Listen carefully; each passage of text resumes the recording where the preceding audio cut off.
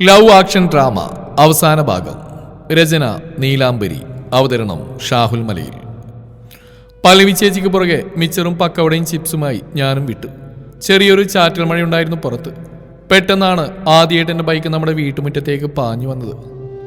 ഇവനിതെന്താ ഇപ്പം ഇങ്ങോട്ട് ബൈക്കും കൊണ്ട് വരുന്നത്, അത് മഴയത്ത്?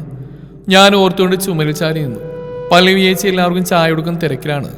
എന്തോ അന്ന് ആദ്യമായി എനിക്ക് ആദ്യേട്ടനോട് സഹതാപം തോന്നി. പല്ലവി ചേച്ചിക്ക് ആലോചന വന്ന ഇവർ അറിഞ്ഞു വന്നതാവും ആദ്യേട്ടനെന്ന് എനിക്ക് തോന്നി. ഒരു ദീർഘനിശ്വാസത്തോടെ എൻ്റെ അടുത്തായി വന്ന് ചുമരും ചാരിയിരുന്നു ആദ്യേട്ടൻ. ഞാൻ നോക്കിയൊന്ന് പുഞ്ചിരിച്ചതും ആദ്യേട്ടനൊരു പുരികമുയർത്തി എന്നെ നോക്കി. ദാടി വിളിക്കുന്നേ? കൊച്ചു മുതലാളിക്ക് വിഷമമുണ്ടോ? മാനസമൈനെ പാടണോ? പാടും, നിന്റെ അപ്പൻ അയ്യപ്പൻ. ആദ്യേട്ടൻ്റെ ആവേശം കെട്ടടങ്ങി. ഹോ, വേണ്ടായിരുന്നു, വെറുതെ പിതാജിയെ വിളിപ്പിച്ചു. എന്നാലും ഞാൻ കൊടുത്തില്ല. വട്ടച്ചോറി എനിക്ക് ജന്മനാ കിട്ടിയതാ. ഓ, അഹങ്കാരത്തിനൊരു കുറവില്ലല്ലോ. സാധാരണ തേച്ചകാമിയുടെ കല്യാണത്തിനുമായ കഥ ഞാൻ കേട്ടിട്ടുണ്ട്. ഇതൊരു നാണമില്ലാതെ പെണ്ണുകാണൽ ചടങ്ങ് മുതൽ കൂടെ കട്ടക്ക് നിൽക്കുന്ന കാമുകൻ. നിനക്കൊരു വിഷമമില്ല ആദി? നിങ്ങൾ തമ്മിലൊരു ഡിങ്കോളിഫിക്കേഷൻ മണത്തിരുന്നല്ലോ. കരയണോ? കരഞ്ഞു പോരട്ടെ. നീ വേണമല്ലേ ആ കൊമ്പ് ഞാനിങ്ങ് ഒടിച്ചെടുക്കും. നീ പറയാൻ അതിന് അവിടെ ചെക്കൻ വന്നില്ലല്ലോ. ആദ്യം അവൻ വരട്ടെ. ഞാനെനിക്ക് ജോലി കിട്ടി പറയാൻ വന്നാ. എന്ത് ജോലി? ഞാൻ കണ്ണു മിഴിച്ചു. ഒന്നിരുത്തി മൂളി പുരികമുയർത്തി മീശ പിരിച്ചുകൊണ്ട് ആദ്യേട്ടൻ്റെ അടുത്തേക്ക് പാഞ്ഞു വരുമ്പോൾ ഞാൻ അന്തമിട്ട ആ നെഞ്ചിൽ കൈ ചേർത്ത് തടഞ്ഞു. ശരിക്കും കിട്ടിയോ? ആ, കിട്ടിയടി. കഠിനമായ ട്രെയിനിങ് കഴിഞ്ഞ് ബുള്ളറ്റ് ഓടിച്ച് പോലീസ് യൂണിഫോമിൽ ചേട്ടനൊരു വരവ് വരും. തടിച്ച് ഇവിടെ തന്നെ കാണണം. അവൻ്റെ ആ പറച്ചിലേട്ട് എനിക്ക് വല്ലാണ്ട് ചിരി വന്നു. ഞാൻ വായ പൊത്തി ചിരി അടക്കുമ്പോൾ ആദ്യേട്ടനും ചിരിച്ചു പോയി. ഹാളിലെ പെട്ടെന്നുണ്ടായ നിശബ്ദതയിൽ ഞങ്ങൾ ഒരു വേള അമ്പരം നോക്കുമ്പോൾ കണ്ടു എല്ലാവരും ഒരു ചിരിയോടെ നോക്കുന്നു. ഈ തിരക്കിനിടയിലും അത് വകവയ്ക്കാതെ ഓരോന്ന് പറഞ്ഞിരിക്കുന്ന ഞങ്ങളെയാണ്. ഞാനൊന്ന് ചമ്മി. ആദ്യേട്ടൻ അപ്പോഴും അങ്ങനെ തന്നെ കട്ടക്കെല്ലാവരെയും നോക്കി നിന്നു. അയ്യപ്പൻ്റെ ഇളയ മോളാണോ ഇത്? എന്താ മോളുടെ പേര്? പല്ലവിയുടെ ഭാവി അമ്മായിയമ്മയാണത് ചോദിച്ച്. പഞ്ചമി, ഞാൻ പറഞ്ഞു. പൊന്നിന്നാ ഞങ്ങൾ വിളിക്കുന്നത്. BSc നഴ്സിങ്ങിന് പഠിക്കുക, ഈ കൊല്ലം കഴിയും. അമ്മയാണത് പറഞ്ഞത്. പക്ഷേ ഈ പറഞ്ഞതിന് ഇവിടെ പ്രസക്തിയില്ലല്ലോ. ആണോ? വിഷ്ണുമോന് ഞങ്ങൾ കുറേ നേഴ്സ് പെൺപിള്ളേരെ നോക്കിയതാ. അവനും അതാ ഇഷ്ടം. അതാകുമ്പോൾ UK തന്നെ രണ്ടാക്കും ജീവിക്കാനുള്ള വക അവർ തന്നെ കണ്ടെത്തുമല്ലോ. കല്യാണം കഴിഞ്ഞാലും പെണ്ണിനും ചെക്കനും ജോലി ഉണ്ടെങ്കിൽ അതാ നല്ലത്. നല്ല മഹാലക്ഷ്മി മാതിരിയുണ്ട് മോളെ കാണാൻ. പൊന്നി എന്ന പേര് ആരോ അറിഞ്ഞിട്ട പോലെയുണ്ട്. പിന്നെ ഇത്തിരി തടിച്ചിട്ടാണെന്നല്ലേ ഉള്ളൂ. ഇപ്പോഴത്തെ കാലത്ത് ഈ തടിയൊന്നും വലിയ പ്രശ്നമല്ലേ. നീ മോളെ ഇപ്പം അയക്കുന്നുണ്ടോ? ആ പറച്ചിൽ എനിക്കൊരു അസംബന്ധം മണത്തു. അമ്മയുടെയും അച്ഛൻ്റെയും മുഖത്ത് മഞ്ഞ മഞ്ഞ മഞ്ഞ മഞ്ഞ ബൾബുകൾ മിന്നി മിന്നി മിന്നി മിന്നി കത്തുമ്പോൾ ഞാൻ നോക്കിയത് കാറ്റ് പോയി നിൽക്കുന്ന എൻ്റെ ചേച്ചി പല്ലവിയാണ്. പെട്ടെന്ന് ഞാൻ ആദ്യേട്ടനെ നോക്കി. ഇവനിത് എവിടെ പോയി? ഓ, കാമതയം പോലീസ്. അപ്പുറത്ത് മാറിന്ന് തുള്ളിച്ചാടുമായിരിക്കും. UK കാരൻ്റെ തള്ള പല്ലവിയിട്ട് എൻ്റെ തോളിൽ തൂങ്ങിയ മട്ടാണ്. ഞാൻ പ്രവചിച്ച പോലെ കാര്യങ്ങൾ നടന്നു. അവരുടെ ഇളയ മകൻ വിഷ്ണുവിന് വേണ്ടി എന്നെ അവർ ചോദിച്ചു. അച്ഛനും അമ്മയ്ക്കും 1000 വട്ടം സമ്മതം. ആദ്യേട്ടൻ്റെ അമ്മയ്ക്ക് പടക്കം പൊട്ടിച്ചാൽ കൊള്ളാമെന്നുണ്ട്. രാത്രി ആയതും ആ പടക്കം ഞാൻ കയറിങ്ങ് പൊട്ടിച്ചു. എനിക്കിപ്പോൾ കല്യാണം വേണ്ട, എനിക്ക് UK പോകണ്ട. ഞാൻ നമ്മുടെ അടുത്തുള്ള ഹോസ്പിറ്റലിൽ ജോലിക്ക് പോയിക്കോളാം അമ്മേ. എൻ്റെ രോദനം. അവിടുത്തെ ഡോക്ടറുടെ ഭാര്യ 3 പെറ്റുന്നാ കേട്ട്. നിനക്ക് അവിടെ ഇനി ജോലിക്ക് പോകണടി പൊന്നെ. അമ്മയുടെ താളം വിടൽ അല്പ ഉച്ചത്തിലായതും ഞാൻ വായടച്ചു. അയ്യപ്പനെങ്ങാനും കേട്ടുകൊണ്ട് കയറി വന്ന പുതിയ അമ്പലം പണിത് എന്നെ അവിടെ പ്രതിഷ്ഠിക്കും. ഞാനൊരു ചൂണ്ട കൂടി ഇട്ട് നോക്കി. ചിലപ്പോൾ അതിൽ അമ്മ കുത്തിയാലോ. അമ്മയെ പാവം പല്ലവി ചേച്ചി, അവൾ ഒരുപാട് സ്വപ്നം കണ്ട് കാണില്ലേ? അവിടെ UK എന്ന ആ സ്വപ്നം. ഈ ഞാൻ കാരണം. വേണ്ട അമ്മേ, വേണ്ട. ആ പാപം എന്നെ കൊണ്ട് താങ്ങാൻ കഴിയില്ല. ഞാൻ നെറ്റിയിൽ കൈമുട്ടിച്ച് തേങ്ങ നിർത്തിരി. അവള് വലിയൊരു സാഹിത്യകാരി. ഒറ്റ ദിവസം കൊണ്ട് പല്ലവി എന്ത് സ്വപ്നം കണ്ടു എന്നാ നീ പറയണേ? നിന്നെ ഈ മുടിഞ്ഞ തടികാരൻ ഞാനും നിന്റെ അച്ഛനൊക്കെ നിന്നോർത്ത് ദുഃഖിക്കാത്ത ദിവസങ്ങളില്ല. അറിയോ നിനക്ക്? 10-20 പേർക്കെങ്കിലും ചായ കൊടുക്കാൻ നിനക്കൊരു കല്യാണം ഉണ്ടാകുമെന്ന് ഞങ്ങളൊരു പ്രതീക്ഷയില്ലായിരുന്നു. നിന്റെ ഈ തൊലിവെളുപ്പ് മാത്രം കണ്ടിട്ട് ആരും വരാൻ പോണില്ല. തടി കുറച്ചാലൊക്കെ ഇട്ട് നടക്കും. അങ്ങനെ ഓർത്തിരിക്കുമ്പോഴാ നേരെ ഇരുട്ടി വെളുത്ത പോലെ ഒരു ബന്ധം വന്ന്. അതും അങ്ങ് UK എന്നൊരു ഡോക്ടർ. ആ ചെക്കൻ്റെ ഫോട്ടോ ഒന്ന് കാണണം. കണ്ണെടുക്കാൻ തോന്നില്ല, അത്രയ്ക്ക് സുന്ദരൻ. നീ എന്താ വിചാരിച്ച്? നിന്റെ തൊലി വെളുപ്പ് കണ്ടിട്ടാണ് അവർ കല്യാണത്തിന് സമ്മതിച്ചെന്നാണോ? എങ്കിലേ അല്ല. അടുത്ത കൊല്ലം നീ ഒരു നേഴ്സാവെന്ന് അറിഞ്ഞിട്ടാ അവർ ഈ ബന്ധത്തിന് സമ്മതിച്ച്.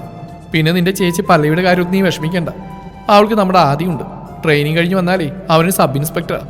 അവളുടെ വിദ്യാഭ്യാസത്തിന് അവളൊരു പോലീസുകാരൻ മതി. എന്തായാലും നിന്റെ പഠിത്തം കഴിയുന്നവരെയുള്ള സമയം ഞങ്ങൾ അവരോട് ചോദിച്ചിട്ടുണ്ട്. 1 വർഷം കൊണ്ട് ആ ചെറുക്കനായിട്ട് മിണ്ടിയും പറഞ്ഞ് ലോയും കൂടാൻ നോക്ക്. ഇളയ ചക്കനാരെയും കൊത്തിക്കൊണ്ടുപോകും. പറഞ്ഞേക്കാം. ഇപ്പം എങ്ങനെ ഇരിക്കണം? അമ്മ കഥ തുടങ്ങിയതും ഞാൻ ചെവി പൊത്തി. എന്തോ എനിക്ക് വല്ലാണ്ട് നെഞ്ചുവേദനിച്ചു. അന്ന് ജീവിതത്തിൽ ആദ്യമായി ഞാൻ അത്തായ പഷ്ണി കിടന്നു. വിഷ്ണുവേട്ടൻ 1-2 തവണയൊക്കെ എന്നെ വിളിച്ചിരുന്നു. ഇടയ്ക്ക് വീഡിയോ കോൾ ചെയ്ത് നേരിട്ട് കണ്ടു. കാണാൻ കൊള്ളാം. ഓ കാണാൻ എൻ്റെ ആദ്യേട്ടൻ്റെ അത്രയൊന്നും വരില്ല. എങ്കിലും നിനക്ക് വന്ന ആലോചന, നീ അതും മറക്കരുത്. പല്ലവി ചേച്ചി അത് പറഞ്ഞാണ് സമാധാനിച്ചത്. ആദ്യേട്ടൻ്റെ അത്രയും ഗ്ലാമറില്ലെങ്കിലും അവൾക്ക് ഓക്കെ ആയിരുന്നു. UK പോകായിരുന്നല്ലോ. ചേച്ചിക്ക് നാണല്ലേ? കുഞ്ഞുനാൾ മുതൽ ആദ്യേട്ടൻ്റെ മനസ്സിലിട്ട് നടന്നില്ലേ? എന്നിട്ട് UK നേട്ടപ്പോൾ എന്താ ഒരു ഇളക്കം? എനിക്ക് വേണ്ട, അവന് നീ തന്നെ എടുത്തോ. അതും പറയാൻ പുറത്തേക്ക് ഇറങ്ങിയതും കാണുന്നത് ബാഗുമായി യാത്ര പറഞ്ഞ് നിൽക്കുന്ന ആദ്യേട്ടൻ്റെ മുന്നിലേക്കാണ്. ഫിസിക്കൽ ടെസ്റ്റിന് പോവുകയാണ് ആദ്യേട്ടൻ. കുറേ മാസങ്ങൾ കഴിഞ്ഞ് തിരികെ വരാൻ അച്ഛനോട് യാത്ര പറയാൻ വന്നാണ് ആദ്യേട്ടൻ. അവസാനം ആദ്യേട്ടൻ്റെ കൂടെ ഞങ്ങളും യാത്ര പറയാൻ ആദ്യേട്ടൻ്റെ തറവാട്ടിലേക്ക് പോയി. അമ്മായി ഒരേ കരച്ചിലാണ്. ദാമോദരജി സമാധാനിപ്പിക്കുന്നുണ്ട്. പല്ലവി ചേച്ചി ആദ്യമായി ആദ്യേട്ടനെ കെട്ടിപ്പിടിച്ച കാണെ ഞാനും അന്നുവും അമ്മുവും ചുണ്ടുകൂട്ടി ചിരിച്ചു. മാസങ്ങൾ പിന്നെയും കൊഴിഞ്ഞുപോയി. വിഷ്ണുവേട്ടൻ ഇടയ്ക്കൊക്കെ വിളിക്കും. വേറെ ഒന്നും പറയാനില്ലാത്തതുകൊണ്ട് ഇവിടുത്തെ സമയം അങ്ങോട്ടും ഇങ്ങോട്ടും പറയും. പിന്നെ കാലാവസ്ഥയെക്കുറിച്ച് സംസാരിച്ച് ഫോൺ വയ്ക്കും, അത്ര തന്നെ. അങ്ങനെ ഞാൻ നഴ്സിംഗ് പഠനം ഭംഗിയായി പൂർത്തിയാക്കി. ലോകം അവസാനിക്കാറായ പോലെ എനിക്ക് വലിയൊരു മാറ്റം വന്നു. പഠനവും കല്യാണ ടെൻഷനും UK പോകേണ്ട ചിന്തയൊക്കെ കാരണം ഞാൻ സമയത്ത് ഭക്ഷണം കഴിക്കാൻ മറന്നു. അപ്പോഴത്തെ എൻ്റെ 70 കിലോ തടി ഒരു 40 ചുരുങ്ങി. എന്നെ കാണുന്നവരൊക്കെ പ്രേതത്തെ കണ്ട പോലെ നോക്കാൻ തുടങ്ങി. അച്ഛൻ എന്നെ ആശുപത്രിയിൽ വരെ കൊണ്ടുപോയി. 24 മണിക്കൂറും തടിച്ച് എന്ന് വിളിക്കുന്ന എൻ്റെ അമ്മ അവസാനം റാഗി കുറുക്ക് വരെ ഉണ്ടാക്കി തന്നു തുടങ്ങി. അമ്മായിയാണെങ്കിൽ അടുത്ത വീട്ടിലെ ചേച്ചിയുടെ കുഞ്ഞിൻ്റെ അമൃതം പൊടി വരെ എന്നെ കൊണ്ട് തീറ്റിച്ചു. എവിടെ എനിക്കെന്തോ മാറാരോഗമാണെന്ന് കരുതി ഞാൻ വീണ്ടും തിന്നാൻ തുടങ്ങി. പഴയ പോലെ ഇനി പറ്റില്ലെന്ന നഗ്നസത്യം ഞാൻ മനസ്സിലാക്കി. എൻ്റെ റേഷൻ കട്ട് ചെയ്ത് ലാഭിച്ച പൈസ കൊണ്ട് എനിക്ക് പുതിയ ഡ്രസ്സുകൾ വാങ്ങേണ്ടി വന്നു. അപ്പോഴും നഷ്ടം അയ്യപ്പന് തന്നെ. കോളേജിനടുത്തുള്ള മുനിസിപ്പൽ ലൈബ്രറിയിൽ നിന്നെടുത്ത പുസ്തകങ്ങൾ തിരികെ കൊടുക്കാൻ പോയതാണ് ഞാൻ. ഒരുമാതിരി സൈക്കോ പ്രകൃതി, കൂനം കുത്തി പെയ്യുന്ന മഴ, ഒപ്പം മരണം കെട്ട കാറ്റും. എൻ്റെ കുടയുടെ ഭാഗ്യത്തിന് അത് വീട്ടിൽ ഭദ്രമായിട്ടിരുന്നു. ഞാനോ ബസ് സ്റ്റോപ്പിൽ മഴയിൽ നനഞ്ഞ് കുറേ ഫ്രീക്കന്മാരുടെ കൂടെ കോഴിയെ പോലെ നിന്നു. അവന്മാരാണെങ്കിൽ എന്നെ ഇപ്പം തിന്നു എന്ന പോലെ ഒരു ലുക്ക്. അപ്പോഴുണ്ട് ദേ ഒരു ബുള്ളറ്റിൽ ആദ്യേട്ടൻ, അതും മഴയിൽ നനഞ്ഞ് പോലീസ് യൂണിഫോമിൽ വന്ന് നിൽക്കുന്നു. ഒരാഴ്ച മുമ്പ് തിരികെ വന്നെന്നും നാട്ടിൽ തന്നെ പോസ്റ്റിംഗ് ആയെന്ന് ഞാൻ അറിഞ്ഞിരുന്നു. പക്ഷേ കാണാൻ പറ്റിയിരുന്നില്ല.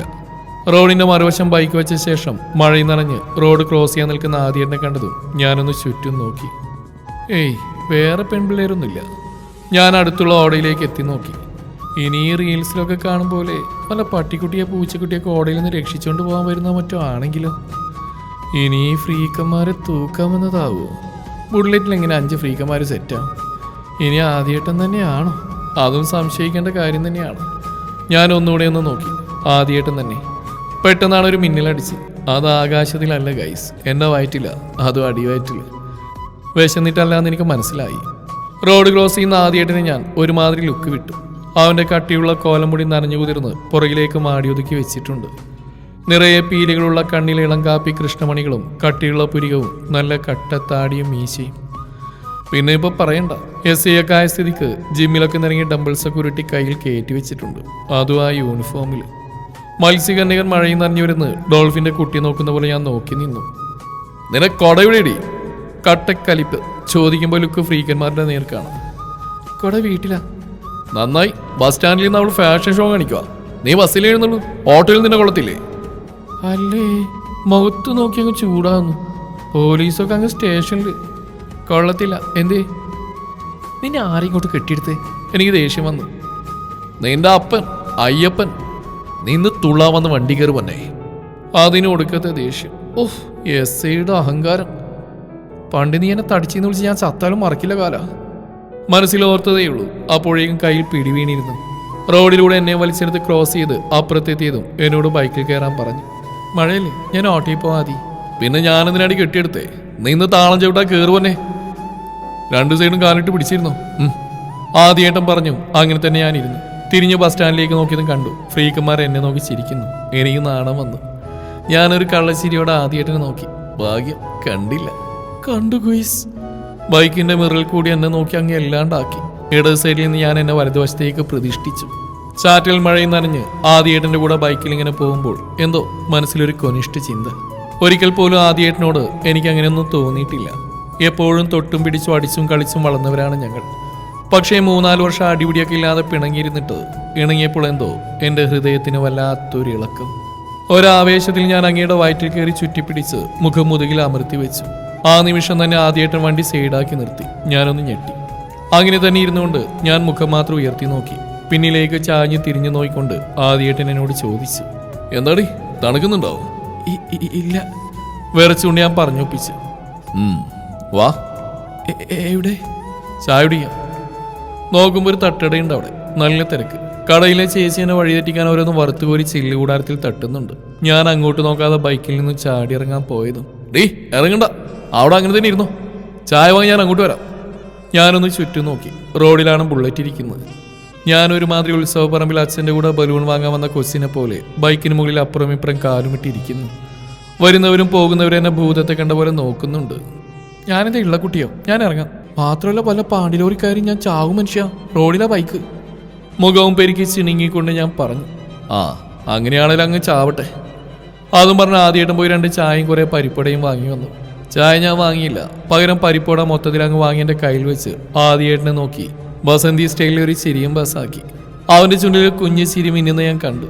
ഞാൻ ആർത്തിയോടെ പരിപ്പോടെ കഴിക്കുന്നത് നോക്കി കൈ 2 ഹാൻഡിൽ ക്രോസ് ചെയ്ത് താങ്ങി ആദ്യമായിട്ട് നോക്കി നിന്നു. ഇടയ്ക്കെപ്പോഴോ ചൂട് ചായ ഊതി തണുപ്പിച്ച് എൻ്റെ ചുണ്ടോട് ചേർത്ത് തന്നു. ഞാനത് കുടിച്ചു. അവസാനത്തെ പരിപ്പോടയുടെ കുഞ്ഞു പീസ് എൻ്റെ വായിലേക്ക് പോകും മുമ്പേ ആദ്യമായിട്ട് എൻ്റെ കയ്യിൽ നിന്ന് അത് കടിച്ചെടുത്തതും ബൈക്കിൽ നിന്ന് ഞാനൊന്ന് ഉയർന്നു പോയി. എന്തോ ആ നാവിൻ്റെ സ്പർശനം അറിഞ്ഞതും പൂമ്പാറ്റകൾ വയറ്റിൽ വട്ടമിട്ട് പറക്കും പോലെ ഞാൻ എന്നെ ഒന്ന് നുള്ളി നോവിച്ചു. എടി പൊട്ടി, ഇത് ആദി നിന്റെ ചേച്ചി കെട്ടാൻ പോകുന്നവൻ, നിന്റെ കുഞ്ഞുനാൾ മുതൽ എടുത്ത് തോളിൽ തൂക്കി കൊണ്ടുനടന്നവൻ, നീ ആയിട്ട് തല്ലു പിടിക്കുന്നവൻ, നിന്റെ ആദി. അവൻ നിന്റെ അമ്മൂനെ അനുവിനെ വിളിക്കുന്ന പോലെ പൊന്നേന്നാ വിളിക്കുന്നത്. പൊന്നെ ഓർത്തുകൊണ്ട് നിന്നോ പെട്ടെന്ന് ആദ്യമായിട്ടെൻ്റെ വിളി വന്നു. ഞാൻ ആ മുഖത്തേക്ക് നോക്കി. നിനക്ക് വല്ലതും വേണോ? എന്ത്? ഞാൻ കണ്ണു പിടിച്ചു. കഴിക്കാൻ വല്ലതും വേണോന്ന്? അതല്ലേ ഇപ്പൊ കഴിച്ച്. വയറ് നിറഞ്ഞോ നിന്റെ? ആ നിറഞ്ഞല്ലോ. നമുക്ക് പോവാം, വീണ്ടും മഴ വരുന്നു ആദി. പൊന്നെ നീ എന്താണെങ്കിലും മെലിഞ്ഞു പോയത്, നിനക്കാരും ഒന്നും തിന്നാൻ തരുന്നില്ലേ? അതെന്തെങ്കിലും ടെൻഷനുണ്ടോ? ഞാൻ ആ കണ്ണുകളിലേക്ക് നോക്കി. പാവം അനുവിനെയും അമ്മൂനെയും പോലെ എന്നെ കൊഞ്ചിക്കുക. ആ മനുഷ്യനെ ഞാൻ പോയി. പോവാം. ഞാൻ യാന്ത്രികമായി തലയാട്ടി. എൻ്റെ കണ്ണുകൾ നിറഞ്ഞു. വല്ലാത്തൊരു കുറ്റബോധം മനസ്സിനെ കാർന്നു നിന്നു. ഞാൻ അല്പം ഡിസ്റ്റൻസ് ഇട്ടിരുന്നു. മഴയിലേക്ക് ഞാൻ മുഖമുയർത്തി പിടിച്ചു. എൻ്റെ കണ്ണുനീർ മറക്കാനായി. ആദ്യമായിട്ട് എൻ്റെ വീട്ടിലേക്കാണ് എന്നെ കൊണ്ടുപോയത്. പാടി കയറിയിട്ട് പോവാം. ഞാനില്ല, പോവാ. നിന്റെ വീട്ടിലുള്ളവരുൾപ്പെടാത്തൊരു ജാതക്കുള്ള ആളുണ്ടടി. ഞാൻ സംശയത്തോടെ ആദ്യമായിട്ട് നോക്കി എങ്കിലും പറഞ്ഞു, ഞാനില്ല. ഞാൻ വീണ്ടും മുഖം വീർപ്പിച്ച് കണ്ടിട്ടാവണം അടുത്തേക്ക് ചേർന്ന് വന്ന് പതിയെ പറഞ്ഞു ആദ്യമായിട്ട്. നല്ല ചപ്പാത്തിയും ചിക്കൻ കറിയും ഉണ്ടടി. ആദ്യമായിട്ടിനേക്കാൾ മുന്നേ വീട്ടിൽ കയറിയത് ഞാനാണ്. വാതിൽക്കലെത്തി ഞാൻ അകത്തേക്ക് നോക്കുമ്പോൾ കാണുന്നത് ഒരു പട തന്നെയാണ്. വാതിൽക്കൽ പകച്ചു നിന്ന് എൻ്റെ തൊട്ടുപുറകിൽ തന്നെ കട്ടിളയിൽ പിടിമുറുക്കി ആദ്യമായിട്ടിനും നിന്നു. എന്നെ കണ്ടതും അമ്മു അനു ഓടി വന്നു. എന്താ വിശേഷം? ഞാൻ ചോദിച്ചു. പെണ്ണ് കാണാൻ വന്നവരാ? ആരെ? ഞാൻ അത്ഭുതത്തോടെ ചോദിച്ചു. എന്നെ ഇവളി അനുവാണ് പറയുന്നു. നിനക്കൊക്കെ നാണുണ്ടോ? എന്നിട്ട് ഔട്ട് മുമ്പിലൂടെ ഇങ്ങനെ ചാടിത്തുള്ളി നടക്കാൻ? അറ്റ്ലീസ്റ്റ് ഇന്നെങ്കിലും മുഖത്ത് കുറച്ച് നാണത്തോടെയുള്ള റൊമാൻറ്റിക് ഭാവങ്ങളൊക്കെ വരുത്തണ്ടേ? ഞാൻ അവരോട് ചോദിച്ചതും എൻ്റെ കാതിലൊരു ശ്വാസം തട്ടി. ആദ്യമായിട്ട് എൻ്റെ ശ്വാസം. പൊന്നിനാ ഭാവങ്ങൾ അറിയാമെങ്കിലേ അങ്ങോട്ട് കാണിച്ചു കൊടുക്കേണ്ട പൊന്നെ. കാതോരമല്ലേ അതും പറഞ്ഞ് എൻ്റെ ഷോർട്ടിൽ നിന്ന് അമർത്തി പിടിച്ച് അകത്തേക്ക് കയറിപ്പോയി ആദ്യമായിട്ട്. യൂണിഫോമിൽ ആദ്യമായിട്ട് അകത്തേക്ക് കയറിയതും ആരൊക്കെയോ ഒന്ന് ഇളകിയിരുന്നു. എടി പൊന്നെ, ഞങ്ങളെ പെണ്ണാണെന്ന് വേറെ ആരും അല്ലല്ലോ, വിമലേട്ടനും അനിലേട്ടനും അല്ലേ? ഒരു കൊല്ലം കൊണ്ട് ഫോണിലൂടെ സംസാരിച്ചുള്ള നാളൊക്കെ അങ്ങ് പോയി. അന്നു പറഞ്ഞു. ഞാൻ അവളെ ഒന്ന് പുച്ഛിച്ചു. ഓ ദേവിയെ, എൻ്റെ ചപ്പാത്തിയും ചിക്കൻ കറിയും. പറയിലും നൂണ്ട് കയറി ഞാൻ അടുക്കള ലക്ഷ്യമാക്കി കാല് വെച്ചതും കയ്യിൽ പിടി വീണു. അമ്മയാണ്. ഇതാ നേരത്തെ നിങ്ങൾ തിരക്കിയ ആള്, പഞ്ചമി. പൊന്നിയെന്ന് ഞങ്ങൾ വിളിക്കുന്നത്. അമ്മയ്ക്ക് ഇതെന്താ? ഒരുനവരോട് പോണവരോട് ഇങ്ങനെ പറഞ്ഞേക്കാൻ എന്തെങ്കിലും നേർച്ചയുണ്ട് അമ്മക്ക്? അമ്മ എന്നെ എല്ലാവർക്കും പരിചയപ്പെടുത്തുമ്പോഴും കുറുക്കൻ്റെ കണ്ണ് കോഴിക്കോട്ടിലെന്ന് പറയും പോലെ ഞാൻ അടുക്കള ഭാഗത്തേക്ക് നോക്കിയൊരു നിൽപ്പ് നിന്നു. ആ പൊന്നു തന്നെയാ, നല്ല സുന്ദരി മോള്. അന്ന് കണ്ടതിനേക്കാൾ ഭംഗിയായി മോൾക്ക്. പിന്നെ ആ തടിയൊക്കെ ഇപ്പൊ കുറഞ്ഞല്ലോ. ജിമ്മിൽ പോയോ മോള്? വിഷ്ണു ജിമ്മിലൊക്കെ പോവാറുണ്ട്. കേട്ട് കഴിഞ്ഞാൽ എൻ്റെ ഒപ്പം മോളും പോയിക്കോ. വിഷ്ണുവേട്ടൻ്റെ അമ്മയാണ് ഈ പറയുന്നത്. ഇനി ഈ കൂട്ടത്തിൽ അയാളും ഉണ്ടോ? ആ മൂൽ ബേബി എൻ്റെ കണ്ണുകൾ നല്ലപോലെ ഒന്ന് തേടി. അവസാനം ഗൗണിൽ കാൽമുട്ടിൽ കൈമുട്ടൂത്തി എന്നെ തന്നെ നോക്കിയിരിക്കുന്ന ആദ്യമായിട്ട് എൻ്റെ കണ്ണുകൾ ഉടക്കി. നനഞ്ഞ യൂണിഫോമൊക്കെ മാറ്റി ഒരു ടീഷർട്ടിലും ട്രാക്ക് പാൻറ്റിലും കയറിയിട്ടുണ്ട് ആദ്യമായിട്ട്. ചേട്ടാ കാലം, ഒരു ഗ്ലാസ് ചായ 5 പരിപ്പടയും കാണിച്ച് നീ എന്നെ ചതിച്ച് ഇങ്ങോട്ട് മനപ്പുറം കൊണ്ടുവന്നാണല്ലേ എന്ന ഭാഗത്തിൽ ഞാൻ നോക്കുമ്പോൾ അടുക്കളയിൽ നിന്ന് പല്ലവി വന്ന് അവൻ്റെ അടുത്തിരുന്നു. ഓ, നീയൊക്കെ പണ്ടേ സെറ്റല്ലേ? അങ്ങനെ ഓർത്തു നിന്നോ 3 ജിമ്മന്മാർ എൻ്റെ മുന്നിൽ വന്നങ്ങ് നിന്നു. 2 ഇരട്ടകളും ഒരൊറ്റയും. ഞാൻ അനിൽ, ഞാൻ വിമൽ, ഞങ്ങൾ ടിൻസാ. ഞാനൊന്ന് വിളിച്ചുകൊണ്ട് പറഞ്ഞു. കണ്ടാലും പറയും. എന്ത്? ആ ഒരു ചോദ്യം ഒറ്റയിൽ നിന്നാണ് വന്നത്. അല്ല, ടിൻസാന്ന് കണ്ടാലും പറയുന്നു. ഓ അങ്ങനെ. ഇവരാനുവിനെയും അമ്മുവിനെയും കല്യാണം കഴിക്കാൻ പോകുന്നു. ഞാനാരെന്ന് മനസ്സിലായോ? ആ സുന്ദരൻ എന്നോട് ചോദിച്ചു. ഞാൻ നിസ്സഹായ ഭാഗത്തിൽ എല്ലാവരെയും നോക്കി. എല്ലാവരും എന്നെ ഒരേ ഇരിപ്പിലിരുന്ന് നോക്കുവാണ്. എനിക്കാണെങ്കിൽ എന്തോ കയ്യും കാലൊക്കെ തളരും പോലെ. എന്തിനീ ഷോയൊക്കെ? ഞാൻ ആദ്യേട്ടനെ നോക്കി. കണ്ണുകൾ സിമി ഒന്നുമില്ലെന്ന ഭാഗത്തിലൊന്ന് കാട്ടി ആദ്യേട്ടൻ. എനിക്ക് നിങ്ങൾ 3 പേരെ മനസ്സിലായി, ഞാനങ്ങ് പറഞ്ഞു. അപ്പോഴേക്കും അമ്മേൻ്റെ ഒന്ന് പീച്ചി. മോളെ ഇതാ വിഷ്ണു. അറിയാമ്മ, ഫോണിലൂടെ പരിചയപ്പെട്ടിട്ടുണ്ട്, ഇടയ്ക്ക് വിളിക്കാറുണ്ട്.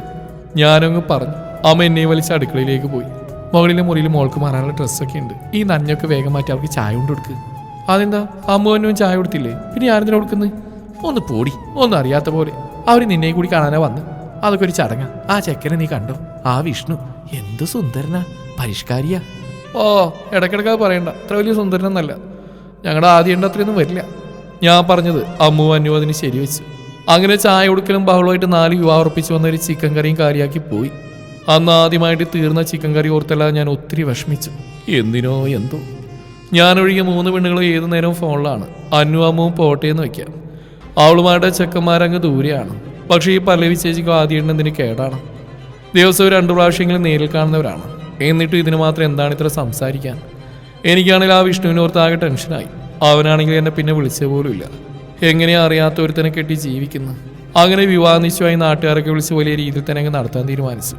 പിന്നെ ഷോപ്പിങ്ങും ബ്യൂട്ടി പാർലറൊക്കെ നിറങ്ങി ആ ദിവസവും വന്നെത്തി. തലേ ദിവസം രാത്രി എൻ്റെ കവിളിൽ എൻ്റെ ഇരട്ടി വലുപ്പമുള്ള 2 കുരുക്കളും. വീട്ടിൽ ബന്ധുക്കളെ കൊണ്ട് വീർപ്പൂട്ടിയതും ഞാൻ ഇറങ്ങി അമ്മായിയുടെ വീട്ടിൽ പോയി. നോക്കുമ്പോൾ അവിടെ വാഗൺ ട്രാജഡി. ശ്വാസം വിടാൻ സ്ഥലമില്ല. അമ്മുവും അന്നുവും മുഖത്തും കയ്യിലും കഴുത്തിലൊക്കെ എന്തോ വാരിത്തേച്ച് ഒരേ ഇരിപ്പാണ്. ഞാനാണെങ്കിൽ പതിയെ ഗൗണി കയറി ആദ്യമായിട്ട് എൻ്റെ മുറിയിലേക്ക് ചെന്നു. ബാത്റൂമിൽ നിന്നും വെള്ളം വീഴുന്ന ഒച്ച ഇട്ടതും ആൾ അതിനുള്ളിലുണ്ടെന്ന് മനസ്സിലായി. ഞാൻ പഴയ ഓർമ്മയിൽ ആദ്യമായിട്ട് എൻ്റെ ഓരോ ബുക്കുകൾ എടുത്തും മറിച്ചു നോക്കാൻ തുടങ്ങി.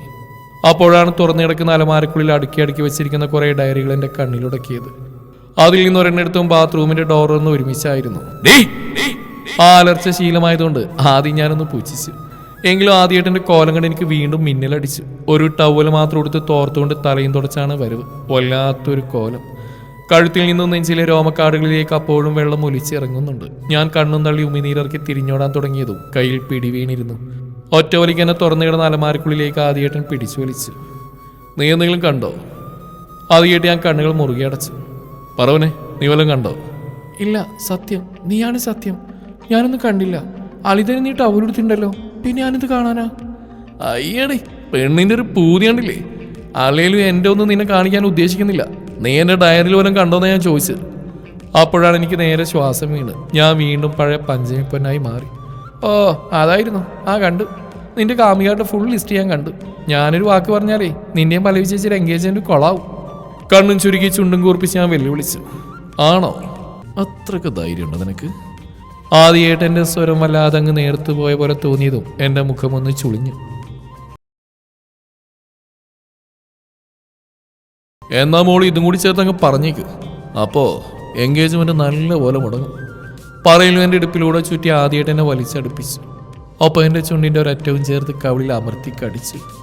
ആരാ ആരാ ആരാ? ഞാൻ എന്നോട് തന്നെ 3 വട്ടം ചോദിച്ചു. കിളി പോയി നിന്ന് എൻ്റെ കാതിൽ ആദ്യമായിട്ടും പതിയെ വിളിച്ചു. പൊന്നേ. അപ്പോഴാ എന്നെ സ്വർഗവാതിൽ തുറന്ന് ആരോ ചവിട്ടി താഴെയിട്ടത്. പൂമ്പാറ്റകളും ഞാൻ തിരികെ വന്നു. ഞാൻ ആദ്യമായിട്ട് നോക്കി കണ്ണുമിഴിച്ചതും മറ്റേ കവിളിൽ കൂടി ഒരു കടിയും തന്നെ എന്നെ വല്ലാതെ നോക്കി ആദ്യമായിട്ട്. സാധാരണ ഈ അവസരത്തിൽ പെൺപിള്ളേരുടെ കണ്ണുകൾ അടഞ്ഞുപോയെന്നാണ് ഞാൻ കേട്ടിട്ടുള്ളത്. എന്നാൽ അന്ന് തള്ളി എൻ്റെ കണ്ണ് പിന്നീട് അങ്ങോട്ടുള്ള ദിവസങ്ങളിൽ തള്ളി തന്നെ ഇരുന്നു. എന്താന്നല്ലേ? ബാ പറയാം.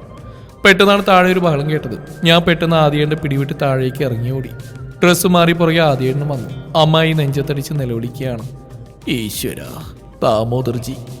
ഞാൻ വീതുമ്പിക്കൊണ്ട് നോക്കിയതും ദാമോദർജി ഇതോടെ പന പോലെ നിൽക്കുന്നു. അയ്യോ എൻ്റെ അച്ഛാ. ഞാൻ ബാക്കി പടികൾ കൂടി ചാടിയിറങ്ങിയത് അമ്മായി ഓടി വന്ന് എന്നെ കെട്ടിപ്പിടിച്ച് ഒരേ കരച്ചിൽ. മോളെ, എല്ലാം തുറഞ്ഞടി. പല്ലവി ചേച്ചിക്ക് എന്ത് പറ്റി? ഞാനിങ്ങോട്ട് വരുമ്പോൾ കൂടി അഴിഞ്ഞാടി അവിടെ നിൽപ്പുണ്ടായിരുന്നല്ലോ. പൊന്നെ, നിന്റെ കെട്ട് മുടങ്ങിയടി. ആ പല്ലവി ചതിച്ചു. അവള് നിന്റെ ചെക്കനും തമ്മിൽ മുടിഞ്ഞ പ്രേമാണ് പോലും. നിന്നെ വിഷ്ണു കേട്ടില്ലെങ്കിൽ എന്റെ ഇരട്ടകൾ അവർക്ക് വേണ്ടെന്ന് ആ നാത്തു നളിച്ച് വിളിച്ചു പറഞ്ഞു. അവർക്ക് നേഴ്സ് മനുകൾ തന്നെ വേണമെന്ന്. എന്റെ സുഭാഷ് കൊച്ചാ. ഞാൻ നെഞ്ചത്ത് കൈവച്ച് ഒരേ നിൽപ്പ് നിന്നു. അങ്ങനെ ആകെ അലങ്കോലമായി. നിശ്ചയം മുടങ്ങി. 1, 2 അല്ല, 4 വിവാഹ നിശ്ചയങ്ങളാണ് വരിയായി മുടങ്ങിയത്. വിഷ്ണുവേട്ടൻ എൻ്റെ ചേച്ചി പല്ലവി വലവീശി പിടിച്ചെന്നൊരു ടോക്ക് വന്നു. അവൾ നിന്നും കിടന്നും ഇരുന്നും ഫോൺ വിളിച്ചത് ആദ്യേട്ടനായിരുന്നില്ലെന്ന് പിന്നെയാണ് എല്ലാവർക്കും മനസ്സിലായത്. പിന്നെ കുടുംബക്കാർ ചേർന്ന് രാജ്യസഭായോഗം വിളിച്ചുകൂട്ടി. ചർച്ചയും തെറിവിളിയും കൂട്ടത്തല്ലും വരെയായി. അങ്ങനെ UK പയ്യൻ വിഷ്ണുവേട്ടനും പല്ലവി ചേച്ചിയുമായുള്ള വിവാഹത്തിന് അവർ സമ്മതം മൂളി. ഒപ്പം അന്നുവും അമ്മുവും അവിടെ ചെക്കന്മാരുമായി ഹാപ്പിയായി. അപ്പോഴും എന്നെ ഓർത്ത് എൻ്റെ അമ്മ നെഞ്ചത്തടിച്ച് നിലവിളിച്ചു. എങ്കിലും എൻ്റെ കൊച്ചിന് ഞാൻ വെറുതെ ആശ കൊടുത്തല്ലോ എൻ്റെ ദേവി. നീ എന്തൊക്കെയാണ് ഈ വിളിച്ചു പറയുന്നേ? അവള് ചെറുപ്പമല്ലേ, പോരാത്തതിൻ്റെ ഒരു നേഴ്സും. അവൾക്കാണോ ചെക്കനെ കിട്ടാത്തത്? അച്ഛൻ അത് പറഞ്ഞ അമ്മയെ സമാധാനിപ്പിക്കാൻ ശ്രമിച്ചു. ആങ്ങളെ പറഞ്ഞത് നേരാ നാത്തൂനെ. ആദ്യം ഈ 3 വിവാഹം നടക്കട്ടെ. അത് കഴിഞ്ഞ് നമുക്ക് നമ്മുടെ പൊന്നിനും ആദിക്കും പറ്റിയ ചെക്കനെയും പെണ്ണിനെയും കണ്ടുപിടിക്കാം. നീ ഒന്ന് സമാധാനിക്കേ. അമ്മായി അമ്മയെ സമാധാനിപ്പിക്കുന്നുണ്ട്. പെട്ടെന്ന് നോക്കണേ, എങ്ങും പെടാൻ നിന്ന് എനിക്കും ആദ്യത്തിന് ഒടുക്കത്തെ ഡിമാൻഡ്. കുടുംബത്തിലെ മറ്റു മുറപ്പെണ്ണുമാർക്ക് SI ചെക്കനെ വേണം പോലും. ഞാൻ പിന്നെ നേഴ്സായതുകൊണ്ടും അല്പം സൗന്ദര്യം കൂടിപ്പോയതുകൊണ്ടും കൂടാതെ ആന മെലിഞ്ഞുകൊണ്ടും എന്നെ കേട്ടാലും ചെക്കന്മാർ വന്ന് ക്യൂ നിൽക്കാൻ തുടങ്ങി. അവസാനം ആദ്യേട്ടൻ്റെ ഒച്ചവിടെ മുഴങ്ങി. ഒന്ന് നിർത്തും എല്ലാവരും. അതെ, എനിക്കിനി ആരും പെണ്ണന്വേഷിക്കണ്ട, ഞാൻ പഞ്ചമി കെട്ടിക്കോളാം. അതും പറഞ്ഞ ആദ്യമായിട്ട് ഒറ്റ പോക്ക് പോയി. അയ്യോ, പറയുമ്പോഴും ശരിയായിരുന്നല്ലോ എന്ന പോലെ അമ്മാവനും അമ്മായി അച്ഛനും അമ്മയെല്ലാം മുഖത്തോട് മുഖം നോക്കി. ഈ കൂട്ടക്കല്യാണങ്ങൾക്കിടയിൽ ഞങ്ങൾ തമ്മിൽ വിവാഹം കഴിപ്പിക്കാമെന്ന് ആരും ഓർത്തില്ല. എല്ലാവരും ഹാപ്പി. അപ്പോഴും എന്നോടൊരു വാക്ക് പോലും ആരും ചോദിച്ചില്ല. എന്നെ തവിട് കൊടുത്ത് വാങ്ങിയതാണല്ലോ. പിന്നെ ഒരു മേളമായിരുന്നു. കല്യാണക്കുറി അടിക്കുന്നു, പുടവ ആഭരണങ്ങൾ എടുക്കുന്നു, പന്തലുയരുന്നു, ഭക്ഷണം വയ്ക്കുന്നു. കല്യാണ മണ്ഡപത്തിൽ എല്ലാവരും അവരുടെ ചെക്കന്മാരുടെ വാമഭാഗത്തിരിക്കുമ്പോൾ ഞാൻ ആദ്യേട്ടനെ നോക്കി. പാവം, സാധാവത്തിന്റെ പേരിലാവുക എന്നെ കെട്ടാൻ തീരുമാനിച്ച്. പല്ലവി ചേച്ചി ഒത്തിരി സ്നേഹിച്ച് കാണില്ലേ? എന്നാൽ അവൾക്ക് ഒരേ സമയം രണ്ടുപേരും ഇങ്ങനെ ഹാൻഡിൽ ചെയ്യാൻ പറ്റി. എന്നാലും ഈ ആദ്യേട്ടൻ എന്നെ എന്ത് തരത്തിലാ കയറി കെട്ടിപ്പിടിച്ച്. പഴയ ഓർമ്മയിൽ കവിളിൽ കടിച്ച ചുണ്ടിലായി പോയതാവും. ഇങ്ങനെ ആവശ്യമില്ലാത്ത ഓരോന്ന് ഓർത്തിരുന്ന നേരത്താണ് കഴുതിൽ ആദ്യേട്ടൻ്റെ കൊലക്കയറ് മുറുകിയത്. ഞാൻ കണ്ണുകൾ അടച്ചു പിടിച്ചു. നാശം, ആവശ്യ സമയത്ത് വായിൽ പ്രാർത്ഥിക്കാൻ പോലൊന്നും വരുന്നില്ലല്ലോ. ഓരെയും കുട്ടിച്ചാത്ത അങ്ങനെയാണോ? ഘോര ഘോര പ്രചട പ്രചട കുച്ചിട ഘോര ഘോര പ്രചട കച്ചിട കുച്ചട. പോ, ഞാൻ ഈ കളിക്കില്ല. പിന്നെ ഒന്നും ഓർത്തില്ല. അടുത്തുള്ള ശിവപാർവതി ക്ഷേത്രത്തിൽ സുമംഗലിയായിരിക്കുന്ന പാർവതി ദേവിയുടെ മുഖം മനസ്സിലേക്ക് കടന്നു വന്നതും എന്റെ നെറുകിൽ ആദ്യേട്ടൻ സിന്ദൂരവും ചാർത്തിയിരുന്നു. വലിയൊരു മണ്ഡപത്തിൽ സമൂഹ വിവാഹം പോലെ എല്ലാത്തിനെയും കെട്ടു നടന്നു. 4 വിവാഹങ്ങൾ ഒരുമിച്ച് നടത്തി. അച്ഛനും ദാമോദർജിയും കുത്തുവാള എടുത്തു. എന്റെ ആകെയുള്ള വിഷമം എന്നാൽ ഞാൻ ഒറ്റപ്പെട്ടു എന്നുള്ളതാണ്. ചേച്ചിയും പോയി, അന്നവും പോയി, അമ്മവും പോയി. പണ്ട് തീറ്റിപ്പണ്ടാരായിരുന്ന പൊറ്റയ്ക്ക് തിന്നാൻ വേണ്ടി എല്ലാവരും കൂട്ടത്തോടെ നാട് വിട്ട് പോയിരുന്നെങ്കിൽ എന്നുപോലും ഞാൻ പ്രാർത്ഥിച്ചിട്ടുണ്ട്. എന്നാൽ ഞാൻ മെലിഞ്ഞ സുന്ദരിയായപ്പോൾ എനിക്ക് ഫുഡിനേക്കാൾ വലുത് ഇവരൊക്കെയാണെന്ന് ഓർത്തുപോയി. ഞങ്ങൾക്ക് റിസപ്ഷൻ പരിപാടികളൊന്നും ഇല്ലായിരുന്നു. അവർക്കൊക്കെ നാളെയാണ് റിസപ്ഷൻ. ഞാൻ കുളിച്ച് മുണ്ട് നേരത്തെ ചുറ്റി വന്നു. അമ്മായിൻ്റെ തലയിൽ മുല്ലപ്പൂവൊക്കെ ചൂടി തന്നു. ഒരു ഗ്ലാസ് പാലും എൻ്റെ കയ്യിൽ തന്നിട്ട് പറഞ്ഞു, മോള് ചെല്ല്, വരും. പുറത്ത് ആരൊക്കെ വന്നിട്ടുണ്ട്, സംസാരിച്ച് നിൽക്കും. ഞാൻ നോക്കുമ്പോൾ ദാമോദർജി അമ്മായി പുറത്തേക്ക് പോവുകയാണ്. മോളെ, ഞങ്ങൾ ഇന്ന് നിന്റെ വീട്ടില. കുഞ്ഞാങ്ങളെ വല്ലാത്ത വിഷമത്തില്ല. ഒന്ന് പോയി നോക്കട്ടെ. പിന്നെ നാളെ ഇവിടെ ഒന്നും ഉണ്ടാക്കാൻ നിൽക്കണ്ട. നീ ചെയ്യില്ല എന്നറിയാം, എങ്കിലും പറയുക. രാവിലെ ഉണരുമ്പോൾ 2 ആളും നിന്റെ വീട്ടിൽ വന്നേക്കണം. അവിടുന്ന് ഭക്ഷണം കഴിച്ച് നമുക്ക് പിള്ളേരുടെ റിസപ്ഷന് പോവാം. പിന്നെ ഈ വലിയ വീട്ടിൽ ഒറ്റക്കാണെന്ന് എഴുതി 2 കൂടി അടിവെല്ലാം കൂടി 2നെ മടൽ വെട്ടി അടിക്കും ഞാൻ. അമ്മായി ദാമോദർജി എൻ്റെ വീട്ടിലേക്ക് പോയി. ഞാനിപ്പോൾ ആദ്യേട്ടൻ്റെ റൂമിലാണ്. എന്നും കയറിയിറങ്ങിയ മുറിയായതുകൊണ്ട് പ്രത്യേകിച്ചൊന്നും തോന്നിയില്ല. അപ്പോൾ ഇത്രയേ ഉള്ളൂ കഥ. ബാക്കി നിങ്ങൾ കണ്ടോ? പഞ്ചമി ആ മുറി അരിച്ചു പെറുക്കാൻ തുടങ്ങി. ചൊട്ടയിലെ ശീലം ചുട്ടുകൊണ്ട് അടികൊണ്ടാലേ മാറുള്ളൂ എന്നറിഞ്ഞിട്ടും അവൾ മാറാൻ തയ്യാറല്ലായിരുന്നു. നോക്കുമ്പോൾ തുറന്നിട്ട് അലമാരിൽ കുറേ ഡയറികളിൽ നിന്ന് അവളെ വീണ്ടും മാടി വിളിക്കുന്ന പോലെ അവൾക്ക് തോന്നി. അതിൽ ആദ്യത്തേത് അവൾ കയ്യിലെടുത്തു. അത് ഈ വർഷത്തെ ഡയറി ആയിരുന്നു. അവസാനം എഴുതി നിർത്തിയ പേജിനടിയിൽ ഒരു പേനയുണ്ടായിരുന്നു. ഡയറിയുടെ ആ താളുകൾ തന്നെ അവൾ ആദ്യം തുറന്നെടുത്തു. അങ്ങനെ ഞാൻ എൻ്റെ പ്രണയത്തെ, എൻ്റെ പ്രാണനെ, എൻ്റെ പൊന്നിനെ എന്നേക്കുമായി സ്വന്തമാക്കാൻ പോകുന്നു. ഒരു വിഷമം മാത്രമേ ഉള്ളൂ. എൻ്റെ പഴയ തടിച്ചെ ഞാൻ ഒരുപാട് മിസ് ചെയ്യുന്നു. എനിക്ക് അവളെ അങ്ങനെ കാണാനാണ് കൂടുതൽ ഇഷ്ടം. എൻ്റെ പൊന്ന്, തൊട്ടാൽ പൊട്ടുന്ന, കടിക്കാൻ കിട്ടുന്ന, പിച്ചി പറിക്കാൻ തോന്നുന്ന, ഞെക്കി പൊട്ടിക്കാൻ തോന്നുന്ന, നിറയെ ഫുഡ് വാങ്ങിക്കൊടുക്കാൻ തോന്നുന്ന തടിച്ചയായിരിക്കുന്നതാണ് എനിക്കിഷ്ടം. പെട്ടെന്നാണ് വാതിൽക്കിലൊരു അലർച്ച കേട്ടത്. പഞ്ചമി പെട്ടെന്ന് തിരിഞ്ഞു നോക്കി. പെണ്ണിന്റെ ആ ലുക്കിൽ, ആ നോട്ടത്തിൽ ആദ്യ അവിടെ തറഞ്ഞു നിന്നുപോയി. ആദിയുടെ ചൂടുകൾ അവൾക്കടുത്തേക്ക് വരുമ്പോൾ തുറന്നിടുന്ന അലമാരക്കുള്ളിലേക്ക് അവൾ സ്വയം കൂടുതൽ ചേർക്കപ്പെട്ടു. അവിടെ ഒരു വശത്ത് അലമാരിലായി പിടിമുറുക്കി വലത് കൈയാൽ അവൻ മീശയൊന്ന് പിരിച്ചുകൊണ്ട് അവൾ നോക്കി ചോദിച്ചു, ഇപ്പൊ നീ എന്തെങ്കിലും കണ്ടോ? കണ്ടു. എന്താ കണ്ടത്? ഡയറി.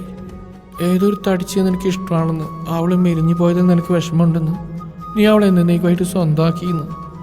അത് പറയുമ്പോഴും പഞ്ചമിയിൽ ഒരു നിസ്സഹായ ഭാവം മാത്രമായിരുന്നു. ഏതാ തടിച്ചെന്ന് എനിക്കറിയില്ലേ? അറിയില്ലേ പൊന്നെ? പറ, അറിയില്ലേ? വല്ലാതെ നേർത്തു പോയിരുന്നു ആദിയുടെ സ്വരം. അവൾ ആ ശബ്ദത്തിന്റെ തീവ്രതയിൽ ഇല്ലാതായ പോലെ തോന്നി. ആദി, അവൾ പോലും അറിയാതെ വിളിച്ചുപോയി. കാതിലേക്ക് ചുണ്ടുകൾ അടുപ്പിച്ച് വിളി കേൾക്കുമ്പോൾ അവൻ്റെ പല്ലുകൾ അവിടെ നോവ് തീർക്കുന്ന അവൾ അറിഞ്ഞു. പൊന്നെ, നിനക്കെന്നെ ഇഷ്ടമാണോടി? അത് ആര്യനോട് ചോദിച്ചിട്ടില്ലല്ലോ ഇതുവരെ. ആദ്യം ഒരു ദീർഘശ്വാസം എടുത്തു. ചോദിക്കാൻ എനിക്ക് പേടിയായിരുന്നു പെണ്ണേ. എന്നെ നീ ഒരു സഹോദരനെ പോലെയാണ് കാണുന്ന കാര്യം നീ പറഞ്ഞ. പിന്നെ കുഞ്ഞുനാൾ മുതൽ ആ തടിച്ചു പൊന്നിനെ ഞാൻ എൻ്റെ ചങ്കി കൊണ്ട് നടന്നതിന് അർത്ഥമില്ലാതായി പോയില്ലേ പൊന്നെ. ശരിക്കും എന്താണെന്നറിയില്ല, ഒരാണിന് അതിൻ്റെ ഇണയെ കാണുമ്പോൾ ആദ്യമായിട്ട് അട്രാക്ഷൻ തോന്നുന്ന പ്രായത്തിൽ ചങ്കി കയറിക്കൂടിയതാ ഈ പഞ്ചമി പൊന്ന്. എൻ്റെ പ്രണയം ഞാൻ കടിച്ചും മാന്തിയും പിച്ചിയും അലറിയൊക്കെയാണ് നിന്നോട് കാണിച്ചുകൊണ്ടിരുന്നത്. ഒളിഞ്ഞും പാത്തു നീ എൻ്റെ മുറിയിലേക്ക് കയറുമ്പോൾ നിനക്ക് വേണ്ടി ഞാൻ സ്വയം ഉള്ളു പിളർന്ന് കാട്ടിയതാടി പെണ്ണേ നീ വായിച്ചിരുന്ന പ്രേമലേഖനങ്ങൾ. അത് നീ വായിച്ചിരിക്കുമ്പോൾ എൻ്റെ ഉള്ളിൽ ഞാൻ അനുഭവിക്കുന്ന നിർവൃതി അതൊന്നും എനിക്ക് പറഞ്ഞാൽ മനസ്സിലാവില്ല. അപ്പോഴാ പല്ലവിക്ക് എന്നോട് പ്രണയമാണെന്ന് അവൾ എന്നോട് നേരിട്ട് പറയുന്നു. എനിക്ക് കോളേജിൽ ഒരു ഇഷ്ടമുണ്ടെന്ന് ഞാൻ അവളോട് പറയുമ്പോഴും അവൾ എൻ്റെ പിന്നാലെ നടന്നു. ശരിയാ, നിന്നെ ചൊടിപ്പിക്കാനും നിനക്ക് എന്നോട് അങ്ങനെ ഒരു ഫീലിങ്സ് ഉണ്ടോ എന്ന് അറിയാൻ വേണ്ടിയും ഞാനും പല്ലവിയെ കാണുമ്പോൾ ചിരിക്കാനും നോക്കാനൊക്കെ തുടങ്ങി. അപ്പോഴെല്ലാം കുശുമ്പ് നിറയുന്ന എൻ്റെ മുഖമെന്നിൽ അതിശയമുള്ളവാക്കി. അങ്ങനെ ഇരിക്കുമ്പോഴാണ് പല്ലവിക്ക് വന്ന വിഷ്ണുവിൻ്റെ ആലോചന നിന്നിലേക്ക് വഴിമാറിയത്. പല്ലവിയെ ഞാൻ വിവാഹം കഴിക്കണമെന്ന വീട്ടുകാരുടെ തീരുമാനം. പിന്നെ ഒന്നും ആലോചിച്ചില്ല, പല്ലവിയോടും വിഷ്ണുവിനോടും ഞാനെല്ലാം തുറന്നു പറഞ്ഞു. പല്ലവിക്ക് ആദ്യമേ വിഷ്ണുവിനോടൊരു ചായ ഉള്ളത് എനിക്ക് ഗുണം ചെയ്തു. ഫോൺ വിളികളും മറ്റുമായിട്ട് അവർ സെറ്റായി. അപ്പോഴാണ് വിഷ്ണുവിൻ്റെ വീട്ടുകാർക്ക് നേഴ്സായ നിന്നെ മതി എന്ന് പറഞ്ഞുള്ള ആ പ്രശ്നം. പിന്നെ അവരെ പോയി കണ്ട് കരഞ്ഞ് കാലുപിടിച്ചു. എന്നിട്ട് അവരടങ്ങിയില്ല, പിന്നെ ഒന്നും നോക്കിയില്ല, പോലീസ് യൂണിഫോമിന്റെ പവർ അങ്ങ് കാണിച്ചു. പലവി യുവാവാഗ്ദാനം നൽകി പറ്റീച്ചൻ അമ്മയും മോനും അഴിയണമെന്ന് പറഞ്ഞു അവരതിൽ വീണു. എന്നിട്ടുണ്ടോ കഴിയുന്നു. എൻ്റെ നിന്റെ തന്തക്കും തള്ളക്കും ബുദ്ധി വളർന്നിട്ടില്ലെന്ന് അന്ന് എനിക്ക് മനസ്സിലായത്. നിന്റെ വിവാഹം മുടങ്ങിയത് ഓർത്ത് വിഷമിക്കുമ്പോഴാണ് എന്നെ മറന്നുകൊണ്ട് മറ്റേ മുറിച്ചെറുക്കന്മാരെ നിനക്കായിട്ട് ആലോചിക്കുമ്പോഴും എനിക്ക് ഭ്രാന്തി പിടിച്ചിട്ടാ ഞാൻ നിന്നെ കെട്ടിക്കൊള്ളാന്ന് അലറിയത്. അല്ലാതെ സ്വയം അവരത് ചിന്തിക്കില്ലെന്ന് എനിക്ക് മനസ്സിലായി. അതിതേ ഇവിടം വരെ എത്തി. അപ്പോഴും നെഞ്ചിൽ തീയായിരുന്നു പെണ്ണേ. നിനക്കെന്നെ അങ്ങനെ കാണാൻ കഴിയുമെന്ന് ഓർത്ത് അന്ന് ഞാൻ നിന്നെ കയറി പിടിച്ചതിന് സോറി പെണ്ണേ. അതങ്ങനെയൊക്കെ സംഭവിക്കാൻ നേരത്തെ എനിക്കറിയായിരുന്നല്ലോ. നിന്നെ എനിക്ക് കിട്ടുന്ന ഏകദേശം ഉറപ്പായി. മാത്രമല്ല കുളിച്ചിറങ്ങിയപ്പോൾ മുറിയിൽ നീ എൻ്റെ അത്രയും അടുത്ത്. വല്ലാത്തൊരവസ്ഥയിലായിരുന്നു ഞാൻ. അമ്മയുടെ നിലവിളി കേട്ടില്ലായിരുന്നെങ്കിൽ പിടിവിട്ട് ഞാൻ എന്തെങ്കിലും കൂടി ചെയ്തു പോയേനെ. പോനെ, ഇനി പറ, എന്നെ നിനക്ക് നിൻ്റെ ഭർത്താവിൻ്റെ സ്ഥാനത്ത് കാണാൻ കഴിയില്ലേ? എത്ര സമയം വേണേലും എടുത്തോ, ഞാൻ കാത്തിരിക്കാം. പറ്റില്ലെന്ന് മാത്രം പറയില്ല പൊന്നെ, പ്ലീസ്. എല്ലാം കേട്ട് കഴിഞ്ഞതും പഞ്ചമിക്ക് ശരിക്കും ഭൂമി ഉരുണ്ടതാണെന്ന് മനസ്സിലായി. തലവട്ടത്തിൽ ചുറ്റുന്ന പോലെ തോന്നിയതും അവൾ അവൻ്റെ നെഞ്ചിൽ തന്നെ വീണു. ഹല്ലേലൂയ, സ്തോത്രം. ഇവിടെ ആരുമില്ലാത്തൊന്ന് പറഞ്ഞ് ചിരിക്കാൻ. അതെ, എനിക്കിതൊക്കെ ആരുടെയെങ്കിലും ഒന്ന് പറയണം. ഏതെങ്കിലും കുന്നിൻ്റെ ചെരുവിൽ കൊണ്ട് നിർത്തും എന്നെ വിളിച്ചു പോവാനാ. എൻ്റെ ഹൃദയം ഇപ്പോൾ പൊട്ടു. ആദി നിസ്സഹായ ഭാവത്തിൽ അവൾ പറഞ്ഞത് ആദ്യം ഉറക്കെ ചിരിച്ചുപോയി. ഈ പെണ്ണ്. ആദ്യം എനിക്ക് വെള്ളം വേണം. അവൻ ജഗ്ലിരുന്ന വെള്ളം അവൾക്ക് നേരെ നീട്ടി. വെള്ളം കൂടി മത്സരം കഴിഞ്ഞത് അവൾക്ക് വല്ലാത്ത ആശ്വാസം തോന്നി. പോന്നെ പറയടാ, ഒരിക്കൽ പോലും എന്നോട് എനിക്കൊരു ഇഷ്ടം തോന്നിയിട്ടില്ലേ? അടുത്ത് ചേർന്നിരുന്ന അവിടെ കൈകൾ കവർന്നെടുത്തുകൊണ്ട് അവൻ ചോദിക്കുമ്പോൾ എന്തോ വല്ലാത്തൊരു വിറയിൽ ദേഹത്തൂടി കടന്നുപോയി പഞ്ചമിക്ക്. പറവനെ. ആദി, ഞാനൊരു കാര്യം പറയട്ടെ? പറവന്നെ. അവൾ അവൻ്റെ കൈയെടുത്ത് അവിടെ വയറ്റിലേക്ക് ചേർത്ത് വെച്ച്. ആദിയുടെ കണ്ണു മിഴിഞ്ഞു. ഈശ്വര, ഇവൾക്ക് വയറ്റിലുണ്ടോ? പൊന്നെ, എനിക്ക് അറ്റാക്ക് വരുന്നു. ഒന്ന് വേഗം പറഞ്ഞു കൊടുക്കടി. ആദി, പ്രേമുണ്ടോന്നൊന്നും അറിയില്ല, പക്ഷേ നിന്നെ ചിലപ്പോഴൊക്കെ കാണുമ്പോഴും നീ അടുത്ത് വന്ന് നിൽക്കുമ്പോഴും എൻ്റെ ഈ വയറ്റിലുണ്ടല്ലോ, അവിടെ എന്തോ കറണ്ട് പാസ് ചെയ്യുന്ന പോലെ, ഷോക്ക് അടിച്ച പോലെ തോന്നും. അത്രേ ഉള്ളൂ. നിഷ്കളങ്കമായി പറയുന്നവരുടെ മുഖത്തേക്കാൻ ഒരു കള്ളച്ചിരിയോടെ നോക്കിപ്പോയി. അവസാനം അവൻ്റെ കണ്ണുകൾ അവളുടെ ചോരച്ചുണ്ടിൽ വന്ന് തറഞ്ഞു നിന്നു. ഒന്ന് ചുണ്ട് നനച്ചുണ്ടാവും പതിയെ പറഞ്ഞു. ഒന്നെ, ഈ ആദ്യമായിട്ടൊന്ന് ഷോക്ക് അടിപ്പിക്കട്ടെ നിന്നെ. പറവന്നേ. അവളുടെ ദേഹം വിറകൊള്ളുന്ന അവൻ അറിഞ്ഞു. അവന്റെ ചുണ്ടുകൾ അവളുടെ മൂർധാവിൽ അമർന്നു. പഞ്ചമിയുടെ കണ്ണുകൾ കൂമ്പി അടഞ്ഞുപോയി. അവന്റെ ചുണ്ടുകൾ അവളുടെ മുഖമാകെ ഒഴുകി നടന്നുകൊണ്ട് അവളുടെ ചുടികളൊന്നാകെ കവർന്നെടുത്തു. പലവിയോടുള്ള ആദിയുടെ പ്രണയം അടക്കാനാവാത്ത ലഹരിയായി ആ രാവുകൾക്കോൾ അവളെ തളർത്തി. പിന്നീടുള്ള നാളുകൾ അവരുടേതായിരുന്നു. അങ്ങനെ പഞ്ചമി പൊന്നിന്റെയും അവളുടെ ആദിയേട്ടന്റെയും പ്രണയം അവിടെ പൂവണിഞ്ഞു.